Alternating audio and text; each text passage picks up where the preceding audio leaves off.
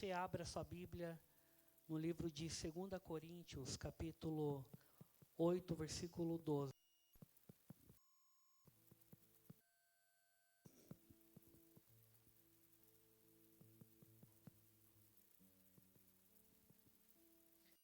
Coríntios, capítulo 8, versículo 12. Deixa eu só mandar rapidamente aqui.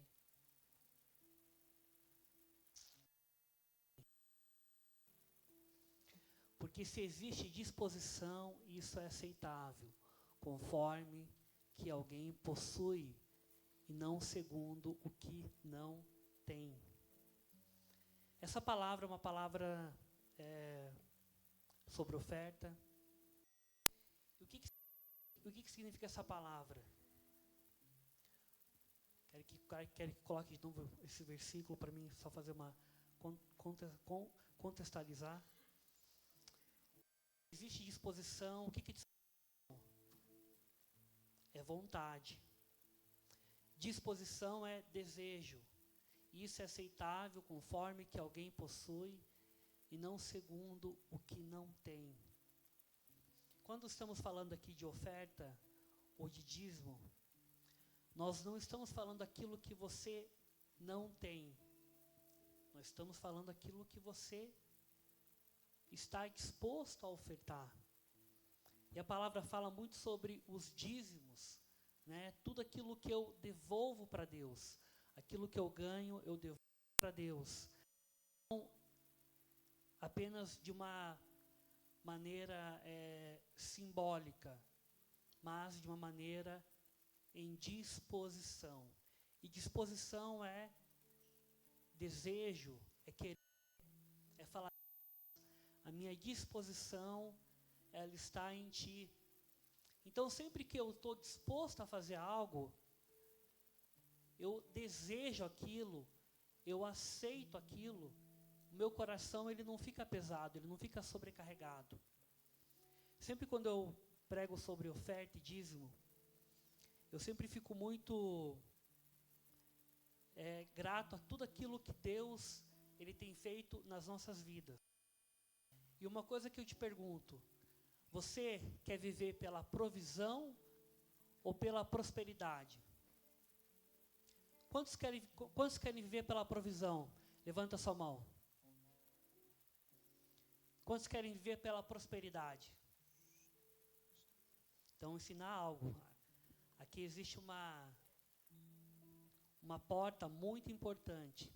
Nós temos que viver pela provisão, mas o certo não é viver pela provisão.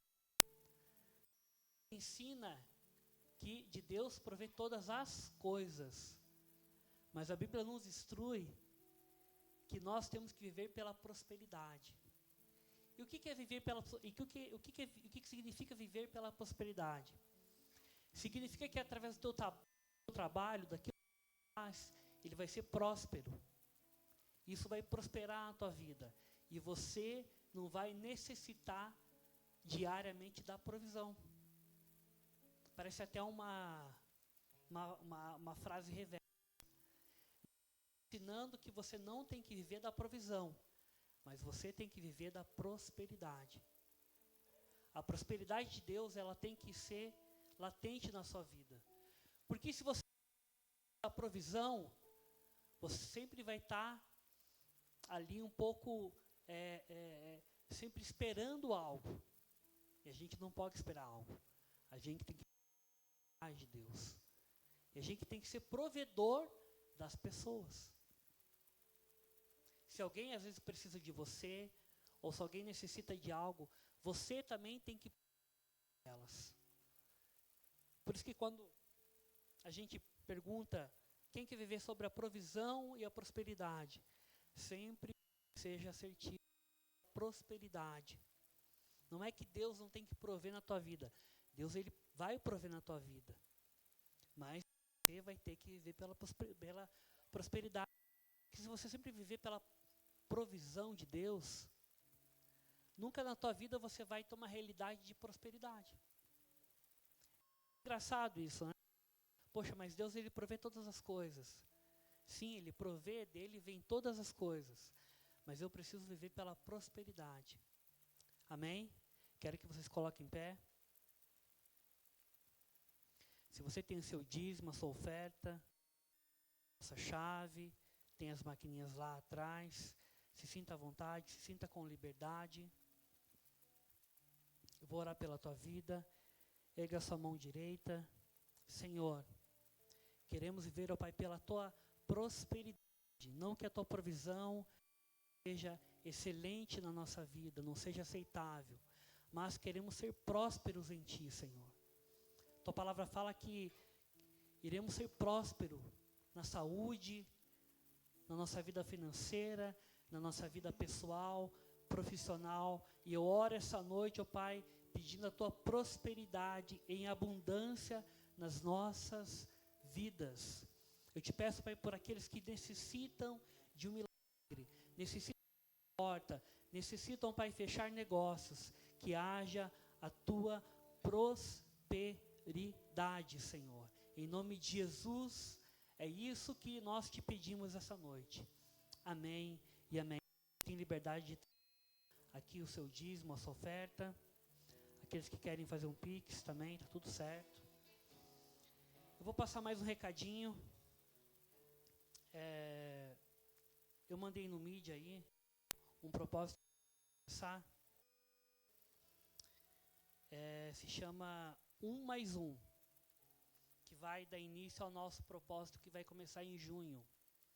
Então a gente vai fazer esse propósito agora em maio. Já vamos dar o start, dar o velos. O que significa esse 1+1? O amigo ama em todo tempo, e para angústia nasce o irmão. Provérbios 17:17. E a nossa equipe, né, que está faltando bastante gente hoje, inclusive, nós iremos fazer essa corrente, 1+1, nós iremos trabalhar o mês de maio todo, por esse propósito, 1+1, nas nossas células, nos nossos eventos, começando no Pedal Velos, indo para o Futivelos, e no último final de semana nós iremos fazer um evangelismo de novo, aqui pelo bairro. Nós iremos essa quadra, iremos ungir aqui esse perímetro que cerca a igreja, para estar fazendo esse culto do 1+1.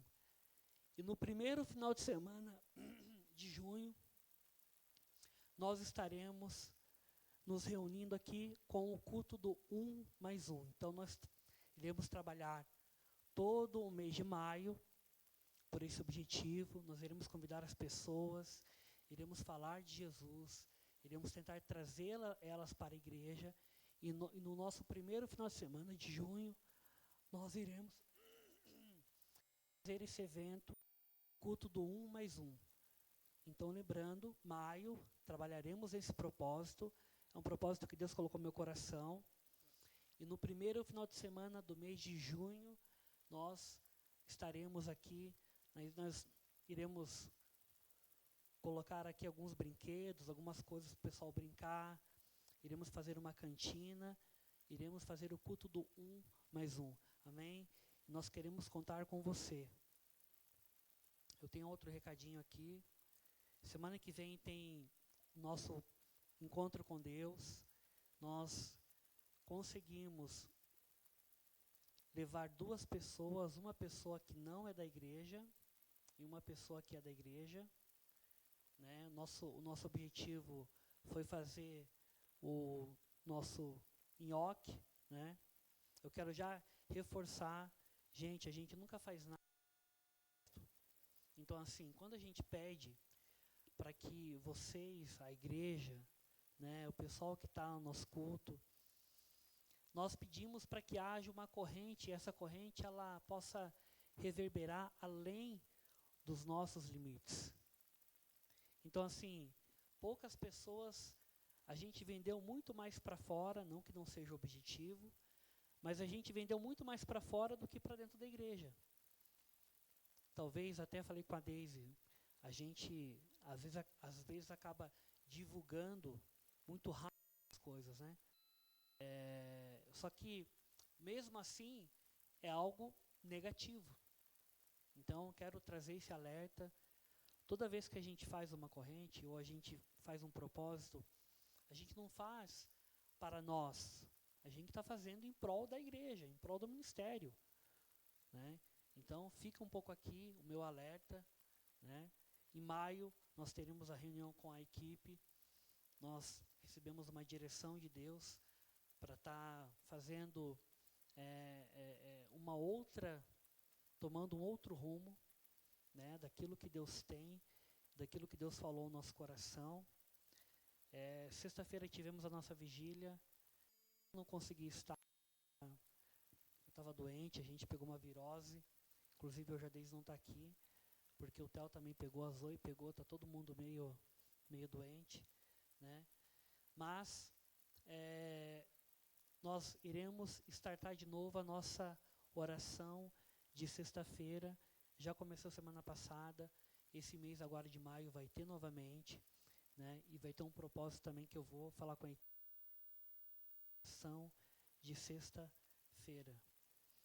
Eu não sei se eu mandei aí, tem o nosso pedal Velos agora.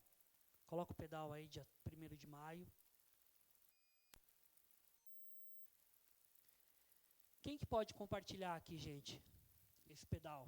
Para que nós possamos estar no dia 1º de maio aqui. Erga só. Quem consegue compartilhar? Ninguém consegue compartilhar? Vamos tentar compartilhar esse pedal, gente, para que a gente consiga o máximo de pessoas possíveis. No nosso último pedal, que foi o primeiro pedal, acho que aconteceu em novembro, ou não, em outubro, né? Deu bastante gente, foi bem legal. Muitas pessoas vieram, algumas pessoas novas. E o nosso objetivo não é apenas transitar pela igreja, né? É trazer as pessoas de fora para que participem também. Então eu conto com vocês, a gente vai estar divulgando ali nos nossos grupos, né? Eu conto com todos vocês para que a gente participe desse pedal que vai ser no dia 1º de maio, né? O Dia do Trabalhador, que vai ser uma quarta-feira. Amém? Já queria chamar o David aqui em cima. O David vai estar trazendo a palavra hoje, pastor David. Queria que você aplaudisse em nome de Jesus a vida do David.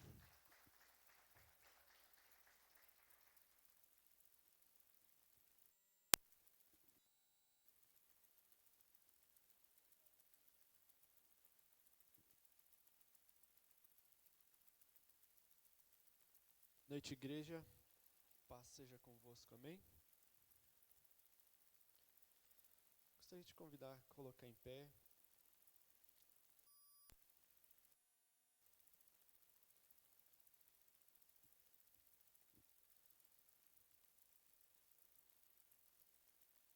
Senhor Deus e Pai, obrigado, Senhor, por esta noite. Obrigado, Senhor, pelos louvores aqui entoados. Obrigado, Senhor, por tudo que tens feito em nosso meio. Agora eu te peço, Pai, que abra o nosso entendimento e que fale conosco através da Tua palavra, Pai. Que possamos, Senhor, sair daqui edificados, Pai. Que possamos, Senhor, sair daqui com uma mudança de pensamento. Eu te peço, Espírito Santo, que abra o nosso entendimento e que ministre aos nossos corações. Em nome de Jesus, eu te peço, Pai, a tua graça. Amém. Podemos assentar, querido.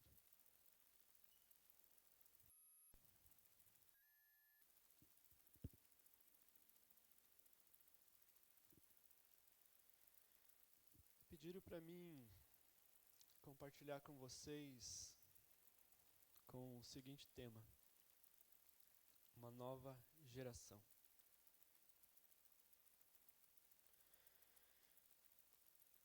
Eu gostaria de realmente definir o que é geração. Às vezes a gente fala geração, Deus vai levantar uma nova geração, Deus está levantando uma nova geração. Está quase se tornando uma verdade bíblica, né? Daqui a pouco vão acabar dizendo que está na Bíblia, mas é uma profecia, irmão. Não descredibilizando ela, não está escrito. Nós temos falado sobre geração. Hoje, de manhã, pela manhã aqui, foi o culto com os adolescentes, aqueles que puderam ver aí uma nova geração de adoradores que tem se levantado. Uma nova geração que Deus está trazendo. O que é geração? Geração é um grupo de indivíduos nascido em uma mesma época e influenciado por um contexto histórico que causam um impacto na sociedade. A geração possui uma característica única que estão ligada ao seu comportamento, costumes e valores. Essa é uma definição bem simples do que é geração. Eu tive o privilégio de conhecer os meus avós e conviver muitos anos com eles. Apenas o meu avô materno que eu não conheci. Eu tive o privilégio de conversar, de conviver, de aprender com eles. E eu sempre fui muito quieto, muito na minha, então sempre fui muito observador. Geralmente nas conversas das famílias eu estava quietinho na minha, até mesmo porque eu sempre falei muito baixo. E às vezes era ignorado, porque lá na família o pessoal é meio tagarela, e você falava, estava falando para as paredes.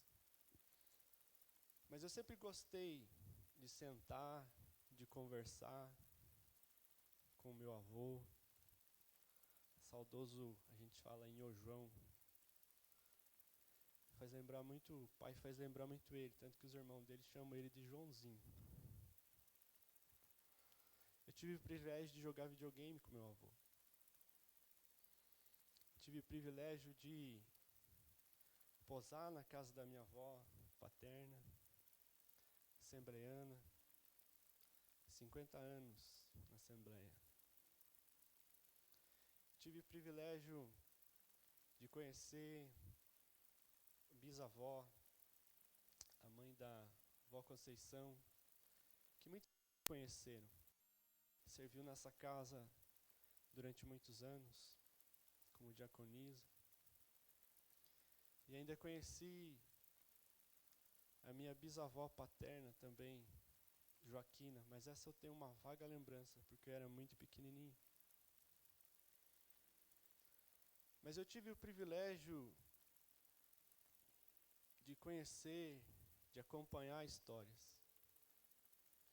E como nós falamos aqui, como eu trouxe essa definição, uma geração, um grupo nascido numa mesma época, influenciados por um contexto histórico, que isso tem um impacto na sociedade.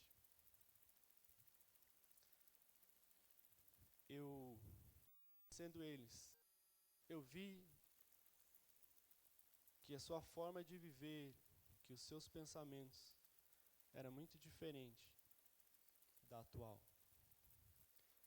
A minha avó, nós dava muita risada com ela. Minha avó, Conceição, que era diaconisa aqui, ela era muito sistemática. Ela era regrada em tudo. Café, horário para almoçar. Mas isso era algo que ela trazia na personalidade dela. E não era só ela, alguns mais antigos se comportavam dessa maneira. Hoje eles já não estão mais entre nós, mas eu aprendi muita coisa com eles. E eu sempre tive um bom relacionamento com meus tios, irmãos da minha mãe, do meu pai. E eu sempre pude perceber alguns traços dos meus avós neles.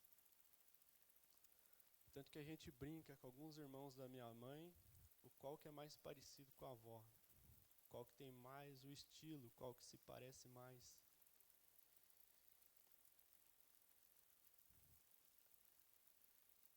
Alguns irmãos do meu pai trouxeram por muitos anos um jeito sistemático do meu avô. Meu avô era um homem rude. Meu pai conta altas histórias dele. Meu avô era aquele de bater com o que tinha na mão. Corda, arreio. Ele achava que formar um homem, segundo meu pai, era fazer eles passar por baixo de um cavalo chucro, sapateando, só para provar que era homem.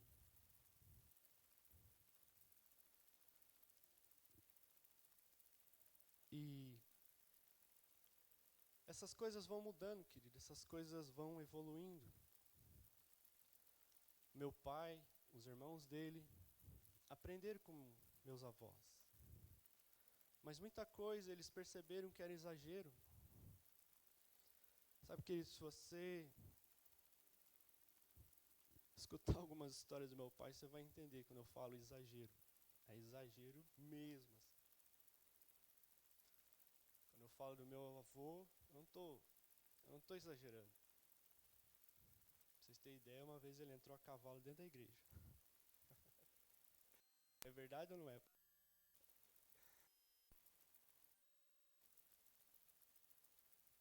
E essas coisas você vai notando com o passar dos anos.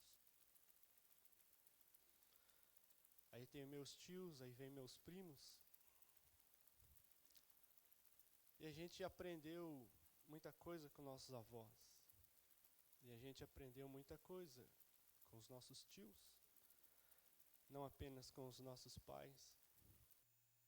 Então esse padrão de comportamento, ele vai influenciando uma geração, influencia uma outra geração e uma outra geração.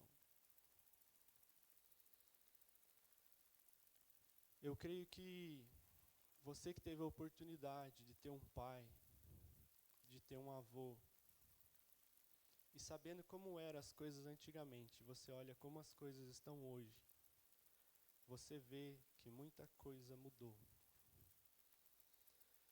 Tivemos sim muitas conquistas, muitas coisas boas, mas também tivemos muita coisa ruim. Muitos princípios foram deixados. O respeito, a educação. A minha família era aquela da época de esticar a mãozinha, benção avó, benção tio. Hoje não, hoje é, daí tio, beleza, como é que você tá? Não que isso seja um desrespeito, mas a coisa vai mudando. A coisa vai evoluindo. E apenas para a gente essa reflexão de como que uma geração influencia num tempo, numa sociedade.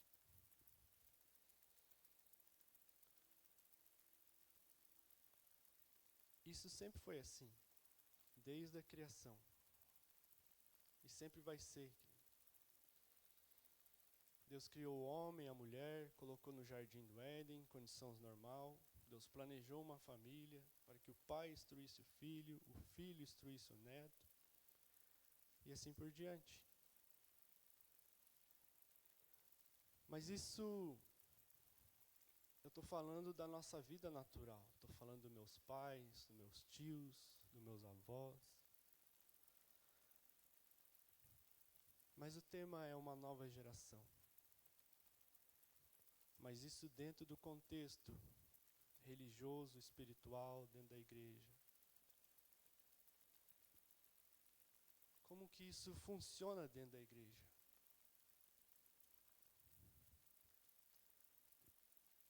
Isso, dentro da igreja, ele funciona basicamente da mesma maneira. Alguém que instrui outra pessoa que educa, que ensina, e aquela pessoa vai evoluindo ao ponto dela também ser capaz de instruir, de educar, de auxiliar outra pessoa. Talvez você teve a oportunidade de ser discipulado por alguém. Talvez você teve um amigo. Talvez foi o teu próprio pai, a tua mãe. Mas de alguma forma esses princípios chegaram até você. De alguma maneira, tudo aquilo que nós somos, tudo aquilo que eu sou, você é, foi uma influência, um ensino, uma educação.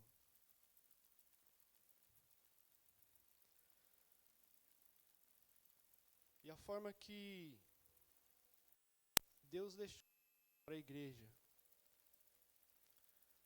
basicamente é como o mesmo conceito da família. É assim que a igreja tem se perpetuado ao passar dos anos. Jesus chamou para si 12 discípulos e eles começaram a pregar depois que Jesus foi elevado ao céu. Começou a primeira igreja e o evangelho foi se espalhando, até chegar aos dias de hoje. Se nós estamos aqui hoje, foi porque alguém iniciou. Foi porque alguém começou. Só que, querido, dentro da igreja, o negócio começa a ficar mais sério.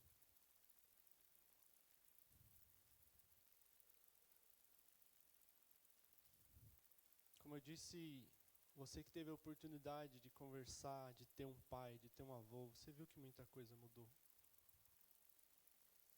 E você que é um cristão mais velho, seja sincero comigo, você acha que alguma coisa mudou?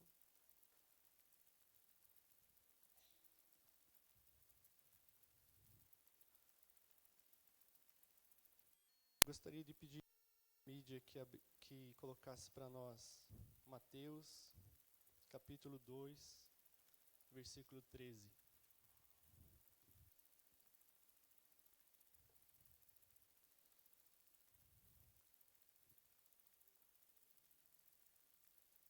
A gente vai indo até o 17, tá?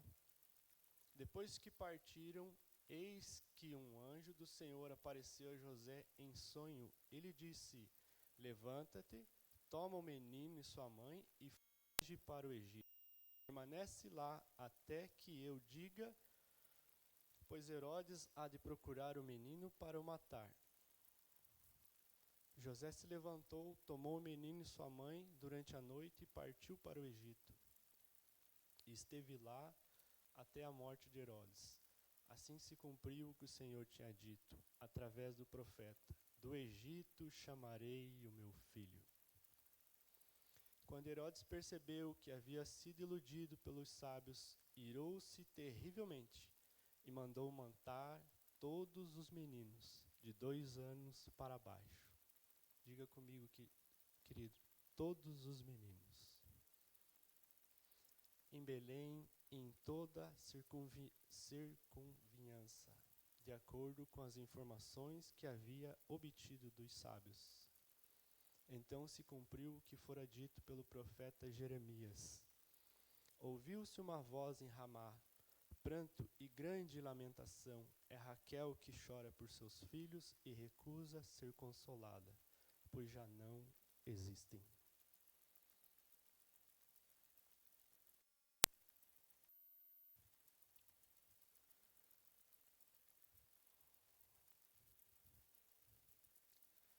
Quem foi que Herodes mandou matar, querido? Todos os meninos. Como eu disse, na igreja, dentro de um contexto religioso, a coisa começa a ficar um pouquinho mais séria. Sabe, é cruel de você se pensar, mas o que essas crianças tinham a ver com isso?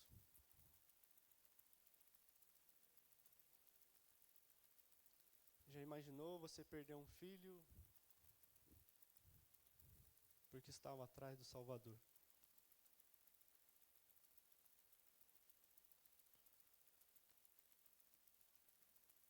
Toda vez que Deus se propõe a fazer algo em favor dos seus filhos ou do seu reino, sempre Satanás vai se levantar contra. Desde lá do Éden, como já falamos, Deus cria o homem e a mulher, coloca eles num lugar abençoado, próspero. O que acontece? Satanás vai lá, persuadir a mulher, tem toda aquela trama que você já conhece, o homem é expulso do jardim, e ali começa uma série de coisas ruins. Deus chama o povo do Egito para fazer um povo para si. Em algum momento dessa jornada, Deus chama Moisés para o monte, para lhe dar algumas instruções e a tábua do mandamento. Vai Satanás lá na orelha de alguém, Moisés está demorando. O povo vai se dispersar, vão fazer alguma coisa. Eles criam um bezerro de ouro, e aquela história que você já conhece. Esse fato acabou perecendo cerca de 3.000 homens por causa desse probleminha.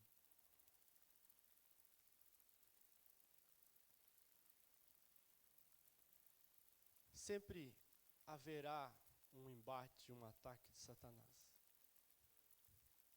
Satanás nunca vai deixar barato. Nunca vai ser facinho, não, meu querido. Nunca foi e nunca será.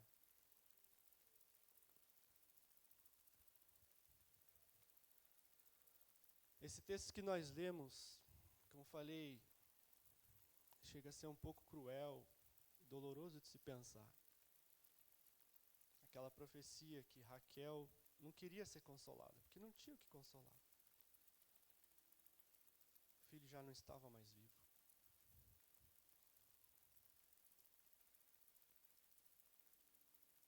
Eu não vou entrar nem em questão por que Deus permitiu.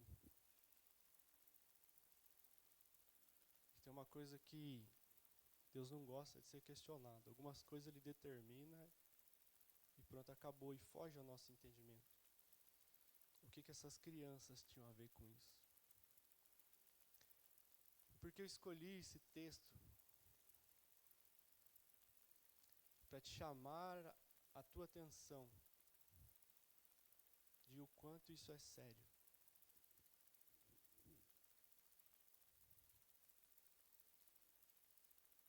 De o quanto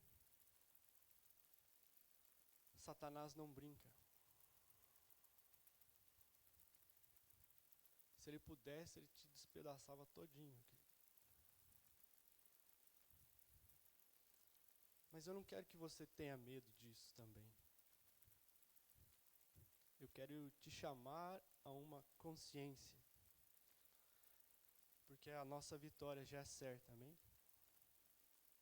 Depende do lado que você vai ficar. Eu escolho Deus.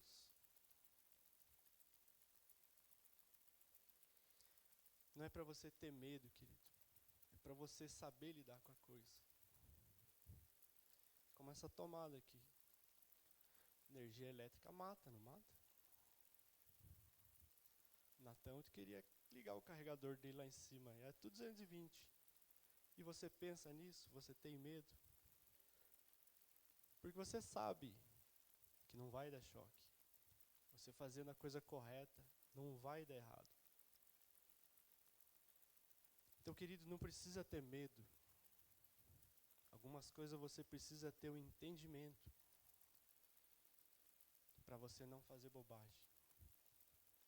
E para você não dar mole, para você não dar mancada.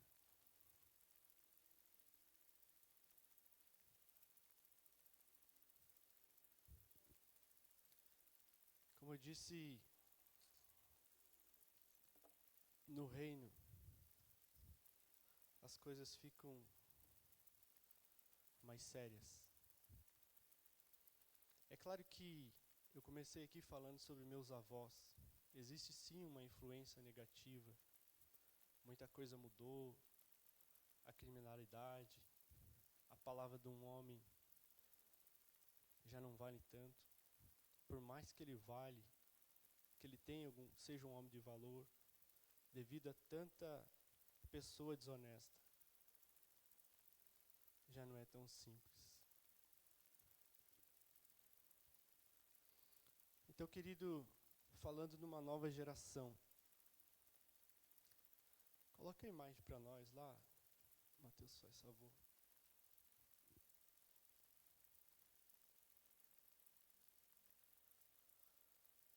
Eu escolhi essa imagem exatamente por aquilo que ela representa. Uma criança segurando a mão de um adulto.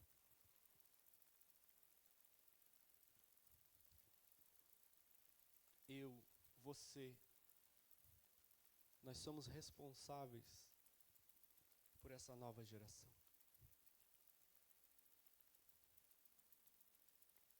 Talvez você nem tenha filho, nem tenha idade para isso.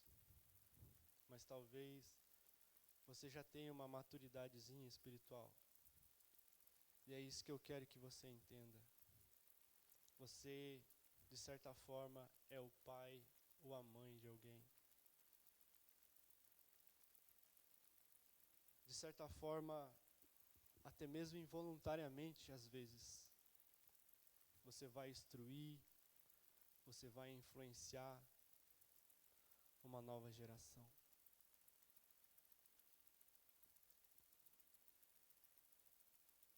E diante de tudo que nós falamos aqui, querido, com seriedade, com responsabilidade, sabendo que Satanás não está para brincadeira.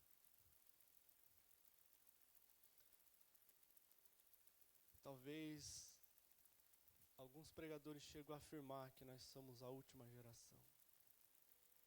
Não dá para ter certeza, querido, apesar de muitos dos sinais. Mas você acha que, sabendo tudo disso, de tudo isso, Satanás está perdendo tempo? Quanto mais ele puder privar de não ser salvo, ele vai fazer. Quanto mais ele puder tirar do nosso meio, ele vai fazer.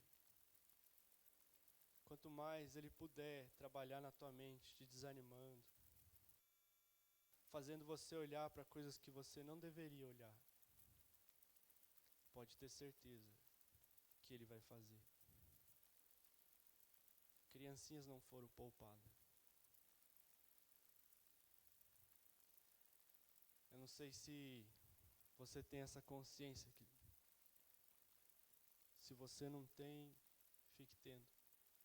Nós estamos em meio a uma guerra. Se Deus te permitisse olhar com os olhos espirituais, você ia entender e compreender que o negócio não é brincadeira.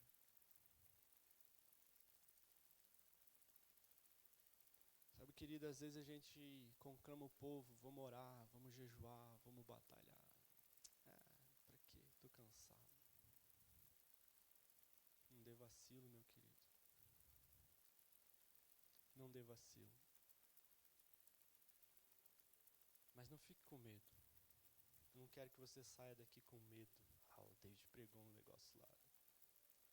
Não, querido, eu quero que você saia daqui com uma consciência. Que o inferno não é brincadeira. Que nós somos responsáveis por essa nova geração. Que muitos dos que cantaram aqui hoje, o diabo vai fazer de tudo para introduzir ele no mundo da droga, É muito triste, querido, quando você vê pessoas que eram da igreja e saem, e o diabo faz eles de gato e sapato. Eu já vi menina que dançava aqui num ponto de prostituição. Isso é muito triste. Isso é muito sério.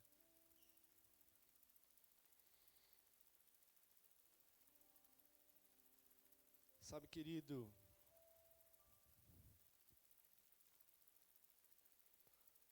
é tempo de chegarmos a Deus com mais seriedade.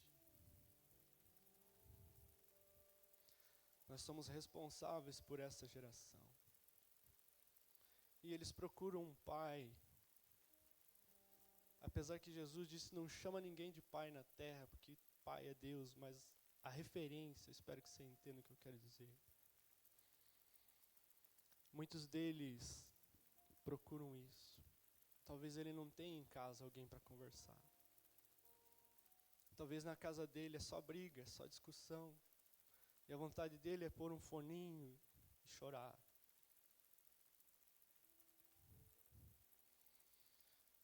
Somos responsáveis, querido.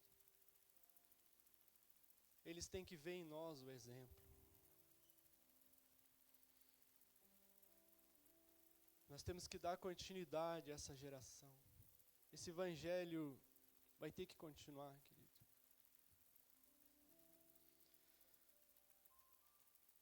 Tem um livro do Benihim que me chama muito a atenção, não é nem tanto o livro. Bom dia, Espírito Santo. É a dedicatória, em que ele diz ao Espírito Santo que é tudo para mim. E as minhas filhas, que ele cita o nome, se o Senhor tardar em voltar, elas vão pregar para a sua geração. Sabe, querido, isso é muito profundo. Porque às vezes a gente só quer viver o hoje, mas nós temos que ser intencional. Se hoje o pastor Lael, por algum motivo, fosse para o litoral, fosse para algum outro lugar,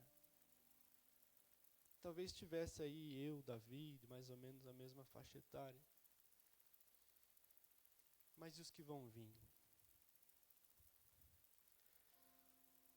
O pastor João, o pastor Tiago, que deu a abertura, o pastor Mateus China,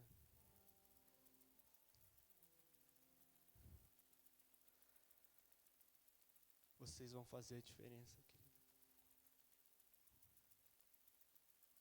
Vocês vão fazer a diferença.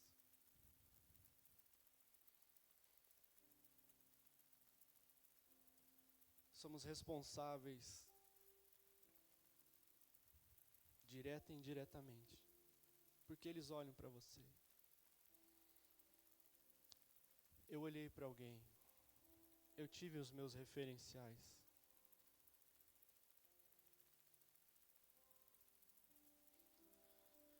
Aprendi muita coisa com o pastor Lael, muitas vigílias, orações, reuniões, discipulado.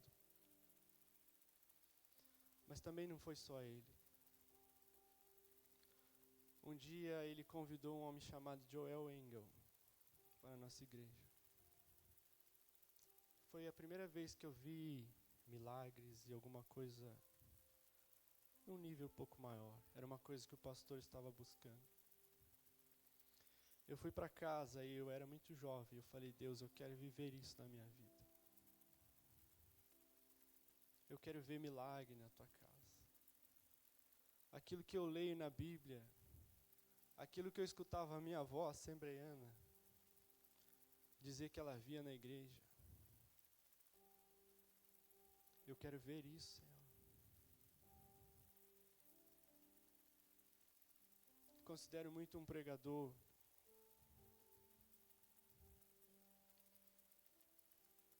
Gregory McNulty.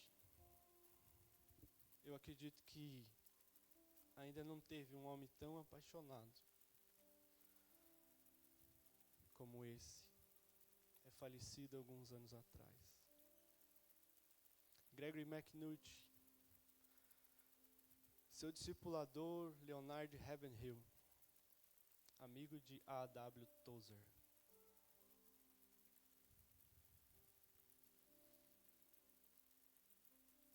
É dessa forma que o Evangelho vai chegando, querido. Por influências, por referencial. As pessoas têm que olhar para você e dizer, eu quero ser igual a esse cara. Porque quando esse cara abre a boca, eu sinto Deus na vida dele. Quando ele faz uma oração, o ambiente muda. Porque ele carrega a unção do próprio Deus. Eu quero cantar igual aquele jovem canta. Eu quero tocar igual aquele músico toca. Eu quero dançar igual essa menina dança. Tem criança olhando para você, meu querido. Tem adolescente, tem jovem, independente da faixa etária. Talvez ele seja uma criancinha na igreja, um filho jovem, mas talvez ele seja maduro de idade. A que você chega a um ponto, a dizer para as pessoas, quer encontrar Deus, quer ir para o céu, faça o que eu faço, siga-me. Seja uma referência, querido. Independente do que você faz na igreja, se você limpa o chão, se você arruma a cadeira, se você trabalha na cozinha, que as pessoas vejam Deus em você. Que o teu sorriso, que o teu abraço toque as pessoas. Eu desejo que os teus colegas da faculdade, teus colegas do trabalho, olhem para você e digam, eu vejo que você é diferente. Não sei se você já teve essa experiência, mas eu desejo a você. Que a unção de Deus seja tão forte na tua vida, ao ponto das pessoas notarem, querer saber o que você tem. O que é que esse cara carrega, o que essa menina tem. Tem tanto problema e ela está sempre sorrindo, está sempre chorando. Sempre sorrindo, sempre alegre. Porque a esperança dela é Jesus. Porque um dia esse cara foi tocado. Um dia Jesus chamou ele pelo nome.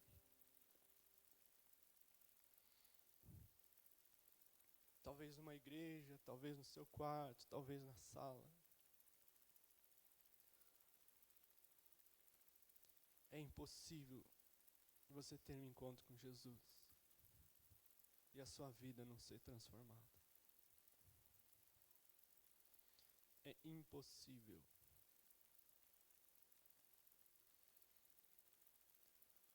Você não vai mais ser o mesmo, querido. Não vai ser o mesmo. Para não me alongar muito aqui, querido, eu queria que você saísse deste lugar. Primeiramente, não com medo,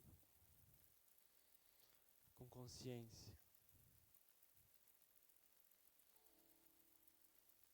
Vamos procurar ser mais zelosos, atentar para os sinais, para tudo aquilo que tem acontecido em nossa volta. Vivemos tempos difíceis, o mundo é cruel, o amor tem se esfriado e tantas outras coisas.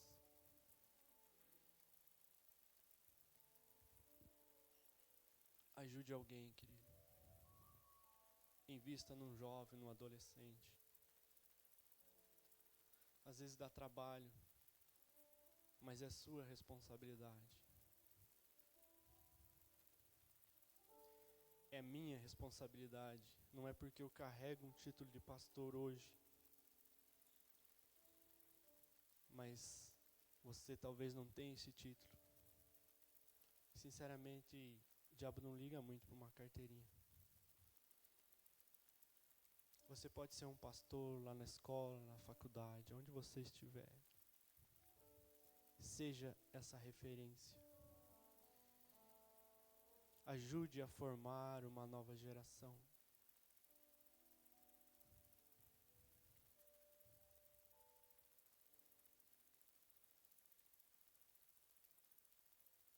Seja influência. Mas uma boa influência. Chega de dar mancada. Chega de dar mau testemunho. Chega de pisar na bola, querido.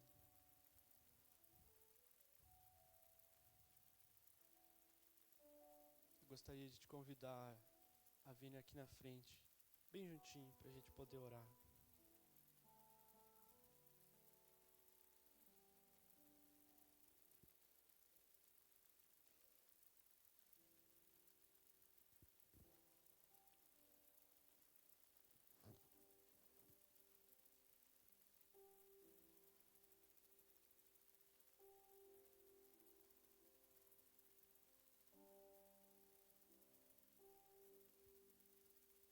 Tu és santo, Deus.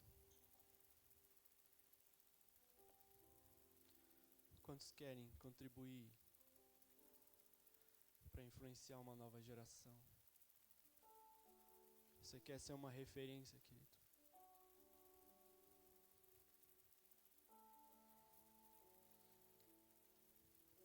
Talvez você diga para mim, David, eu sei tão pouquinho, cara, não conheço quase nada.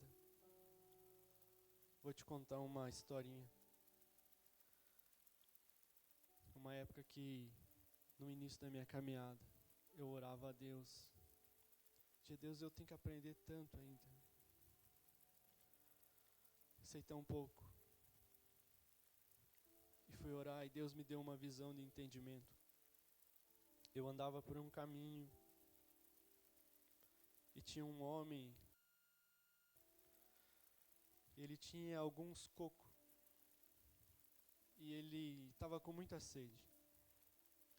E ele quebrava aquele coco, virava em cima da cabeça e parecia um bobão, caía tudo na cara dele, quebrava, ele não conseguia tomar. Eu dava risada e ele tinha alguns objetos em cima da mesa. Eu passei por ele, olhei assim, peguei um coco, virei, tinha algo similar, um prego, fui no furinho, furei, virei, dei pra ele, peguei um, tomei. E saí assim, a certa distância, dentro de uma visão. E ele, ei moço, você tá dando risada, né? Mas é um negócio tão simples pra você, mas eu tava aqui morrendo de sede. E eu não sabia disso aí não. O que Deus me ensinou com isso, querido? Talvez é uma coisinha tão simples. Talvez é um Deus te abençoe. Talvez é um abraço, querido. Se você soubesse o poder que tem um abraço. Semana que vem é a prova disso quando as pessoas vêm de encontro. Você já abraçou alguém quando ela está transbordando?